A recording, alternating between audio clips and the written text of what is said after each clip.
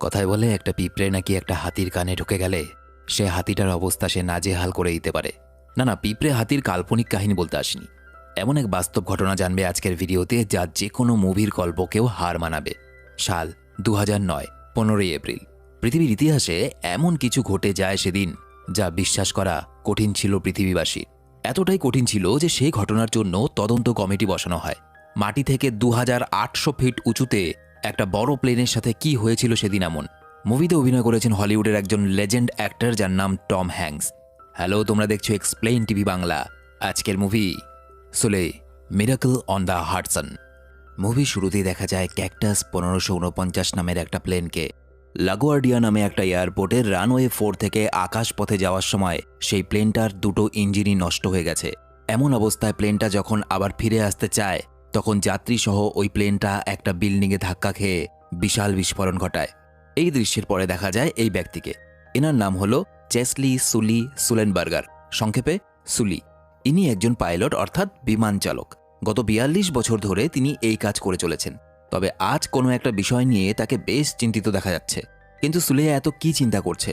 তার চিন্তার কারণ ছিল একটা ঘটনা। 2009 সালের 15ই জানুয়ারি ক্যাপ্টেন সুলি তার সহকারী পাইলট এবং আরও কয়েকজন সহকর্মী ক্যাকটাস 1549 নামের একটা প্লেন এবং মোট 155 জন যাত্রী সমেত লাগোয়ার্ডিয়া থেকে আকাশপথে রওনা হন। কিন্তু প্লেনটা টেক অফ করার কিছুক্ষণ পর প্লেনটা যখন মাটি থেকে 2800 ফিট উচ্চতায়, তখন ওই প্লেনের সামনে এক ঝাঁক পাখি চলে আসে।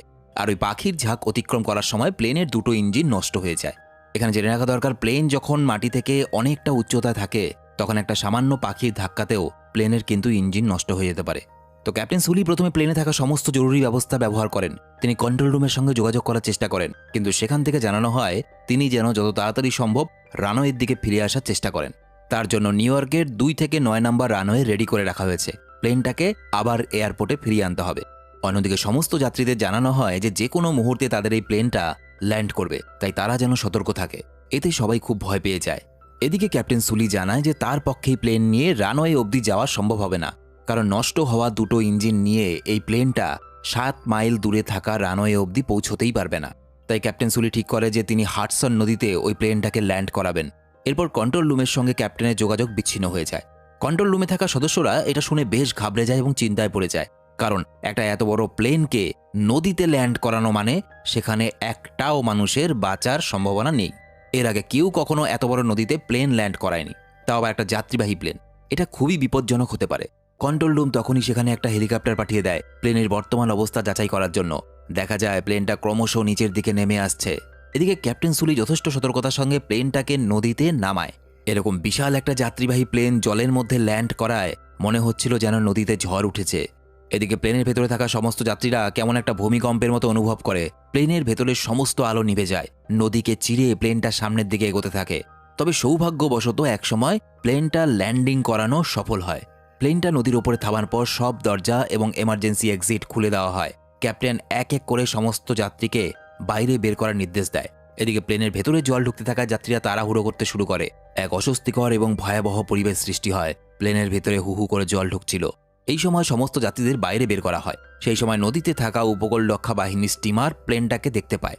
সমস্ত যাত্রীরা প্লেন থেকে বাইরে বেরিয়ে প্লেনের দুপাশে প্লেনের যে ডানা বা উইং থাকে সেটার উপরে দাঁড়িয়ে থাকে। এদিকে উপকূল রক্ষার বাহিনী তৎকালীন সমস্ত ব্যবস্থা গ্রহণ করে প্লেনের যাত্রীদের এক এক করে স্টিমারে তোলে। বিমান বিভাগ থেকেও হেলিকপ্টারে কিছু প্রশিক্ষণপ্রাপ্ত সাঁতারুদেরও ওখানে পাঠানো হয়, কারণ অনেকেই জলে আটকে ছিল।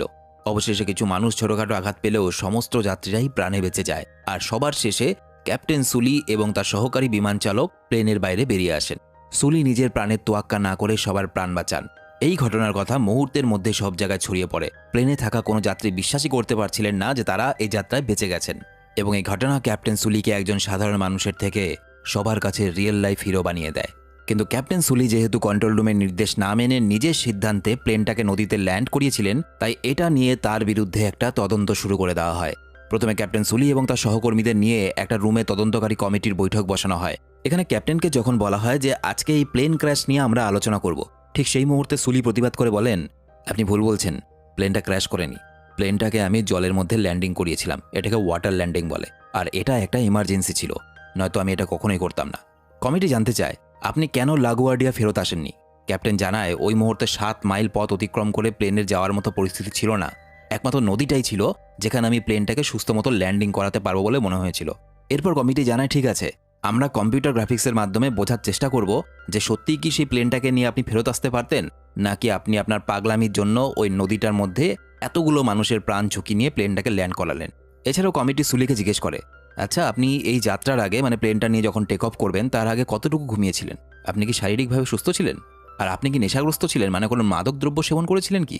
ক্যাপ্টেন জানান তিনি যথেষ্ট সুস্থ এবং স্বাভাবিক ছিলেন। কমিটির প্রশ্নে পরিষ্কার বোঝা যাচ্ছিল যে তারা যে কোনো একটা সূত্র বের করে এটা প্রমাণ করার চেষ্টা করছে যে ক্যাপ্টেন সুলে নদীতে যাত্রীবাহী প্লেনটা ল্যান্ড করে বিশাল বড় ভুল করেছিল। এদিকে দেখা যায় তদন্তের কারণে সুলি বাড়ি পৌঁছতে না পারায় তার স্ত্রী প্রচণ্ড চিন্তায় পড়ে যায়। এদিকে সমস্ত নিউজ চ্যানেলে তাকে নিয়ে কখনো ভালো কখনো খারাপ বিভিন্ন কথা বলা হতে থাকে। ক্যাপ্টেন সুলিকে দেখা যায় সে যথেষ্ট ভেঙে পড়েছে।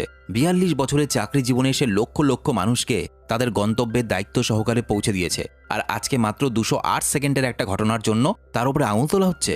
তিনি সবসময় কল্পনা করতে থাকেন রানওয়ের দিকে যদি সে প্লেনটাকে নিয়ে আসতো তাহলে কোনো না কোনো বিল্ডিংয়ের মধ্যে ধাক্কা খেত এবং বিস্ফোরণ হয়ে যেত। আর তার এই কল্পনাটাই মুভির প্রথম দৃশ্যে দেখানো হয়েছে। কারণ ক্যাপ্টেন সুলির উপরে এতটা মানসিক চাপ সৃষ্টি করা হচ্ছে, তিনি মাঝে মাঝে হ্যালুসিনেট করছেন যে সত্যি কি আমি প্লেনটা নিয়ে রানওয়েতে ফিরে আসতে পারতাম? যদি ফিরে আসতে পারতাম তাহলে কি হতো? এবং এটা ভাবতে গিয়েই তার মনের মধ্যে সবসময় চলে আসে যদি আমি সেদিন প্লেনটা নিয়ে ফেরত আসতাম সেটা এইভাবেই কোনো না কোনো বিল্ডিংয়ের মধ্যে ধাক্কা খেয়ে সমস্ত মানুষ মারা যেত। সুতরাং আমি যেটা করেছি সেটা ভালো করেছি যে আমি প্লেনটাকে জলের মধ্যে ল্যান্ড করিয়েছিলাম। তদন্ত কমিটির সন্দেহ ক্যাপ্টেনকে মনে মনে মানসিকভাবে অসুস্থ করে দিচ্ছিল। ক্যাপ্টেন সুলির সহকারী যে পাইলট ছিল তাকেও জিজ্ঞাসাবাদ করা হয়। সহকারী পাইলটও জানায় যে সমস্ত জরুরি ব্যবস্থা নেওয়া হয়েছিল যখন প্লেনের ইঞ্জিন খারাপ হয়েছিল। প্লেন চালানোর যে নিয়মাবলী থাকে বা যে গাইডলাইন থাকে সেটার নিয়ম অনুযায়ী এমার্জেন্সি বা গুরুত্বপূর্ণ সিচুয়েশনে যে 15টা জিনিস তাদেরকে করতে বলা থাকে সেই 15টা জিনিসই তারা পুরোপুরিভাবে পালন করেছিলেন। তবুও ওই প্লেনটাকে কোনো রকমেই রানওয়েতে ফিরিয়ে আনা যেত না। যদি ক্যাপ্টেন সুলি নদীতে প্লেনটা ল্যান্ড না করত আমরা সবাই মারা যেতাম, এটা বলে সহকারী পাইলট। দেখতে দেখতে একসময় তদন্ত শেষ হয়ে যায় এবং তদন্তের রেজাল্ট আসার সময় হয়ে যায় যে ক্যাপ্টেন সুলি এবং তার সহকর্মীর সাথে কি করা হবে। সুলি এবং তার সহকারী পাইলট সহ অন্যান্য সমস্ত বিভাগের কর্মীরা একসাথে উপস্থিত হয়। আলোচনা শুরুতে কমিটি জানায় যে তারা আজ ককপিট ভয়েস রেকর্ডিং অর্থাৎ প্লেনের মধ্যে এক ধরনের রেকর্ডিং ডিভাইস থাকে যা কিনা প্লেনের ককপিট অর্থাৎ যেখানে পাইলট বসে প্লেন চালায় সেখানে থাকে, এবং প্লেন চলাকালীন সময়ে তাদের মধ্যে যা যা কথাবার্তা হয় সবকিছু সেখানে রেকর্ড হতে থাকে। তো কমিটি থেকে এই রেকর্ডিংটা শোনা হবে এবং এর মাধ্যমে সিদ্ধান্তে আসা হবে যে সেদিন আসলে কি ঘটেছিল, কেন ক্যাপ্টেন সুলি রানওয়েতে ফিরে আসার চেষ্টা করলেন না, আর তিনি কি ইচ্ছে করেই এতগুলো মানুষকে বিপদে ফেলেছিলেন জলের মধ্যে ল্যান্ডিং করে। এই সময় কমিটি থেকে কম্পিউটারের মাধ্যমে দুটো প্লেনকে নিয়ে পরীক্ষা নিরীক্ষা করা হয়। বিমানবন্দর থেকে একই দূরত্ব এবং মাটি থেকে একই উচ্চতা থাকার সময় কোনো প্লেনে যদি এক ঝাঁক পাখি আক্রমণ করে এবং দুটো ইঞ্জিন যদি বিকল হয়ে যায় তাহলে কি সেই প্লেনটা রানওয়েতে আসা সম্ভব ছিল নাকি ছিল না, এটা তারা পরীক্ষা করে দেখতে থাকে। কিন্তু ক্যাপ্টেন সুলি এর বিরোধিতা করে। তিনি বলেন যে বাস্তবে কোনো একটা জিনিস অভিজ্ঞতা করা আর এখানে ঘরের মধ্যে বসে কম্পিউটারে সেই জিনিসটাকে বোঝা, দুটোর মধ্যে অনেক পার্থক্য আছে। আপনি যখন কম্পিউটারে এই জিনিসগুলো বোঝানোর চেষ্টা করছেন তখন সেটাকে শুধুমাত্র একটা অ্যাডভেঞ্চার গেমের মতো মনে হচ্ছে, মোটেও বাস্তব ঘটনা নয়। বাস্তব ঘটনা হলো দুটো ইঞ্জিন যখন নষ্ট হয়ে যায় মাটি থেকে এতটা উঁচুতে, তারপর ওই পরিস্থিতিতে 155 জন লোকের দায়িত্ব নিজের মাথার মধ্যে চলে আসে।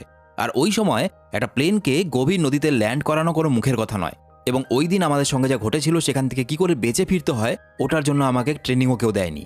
এবং তারপর তদন্তকারী কমিটির সব সদস্যরা ককপিটের ভয়েস রেকর্ডিং শোনে এবং এই রেকর্ডিং থেকে স্পষ্ট শোনা যায় যে ক্যাপ্টেন যখন এই পরিস্থিতির সম্মুখীন হয়েছিল শেষবারের মতো প্লেনটাকে বাঁ দিকে ঘুরিয়ে লাগার্ডিয়ায় আসার চেষ্টা করেন তিনি, কিন্তু প্লেনটা প্রচণ্ড দ্রুতগতিতে নিচের দিকে নামতে শুরু করেছিল এবং এই সময় তার আর কিছু করার ছিল না। তাই বাধ্য হয়ে সমস্ত মানুষের জীবন বাঁচানোর জন্য একমাত্র উপায় হিসাবে সে প্লেনটাকে হাডসন নদীতে ল্যান্ড করায়।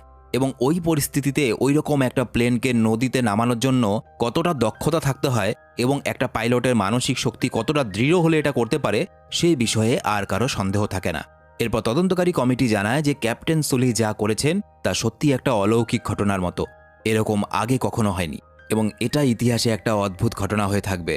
এবং একই সাথে কমিটি জানায় যে ইতিমধ্যেই প্লেনের দুটো ইঞ্জিনই জল থেকে উদ্ধার করা হয়েছে এবং জানা গেছে দুটো ইঞ্জিন সত্যি খুব খারাপভাবে ক্ষতিগ্রস্ত হয়েছিল এবং ওই ইঞ্জিনের সাহায্যে এত বড় বিশাল প্লেনটাকে রানওয়েতে নিয়ে যাওয়া কখনোই সম্ভব হতো না।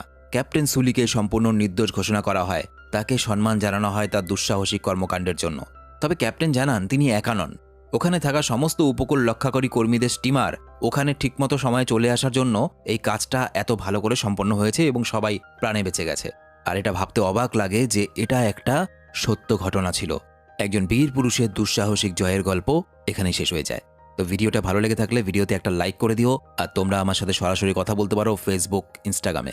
লিংক ভিডিওর নিচে ডেসক্রিপশনে দেওয়া আছে। আর কমেন্ট করে অবশ্যই জানাবে ভিডিওটা তোমার কেমন লেগেছে। দেখা হচ্ছে পরের ভিডিওতে। সবাই খুব ভালো থেকো।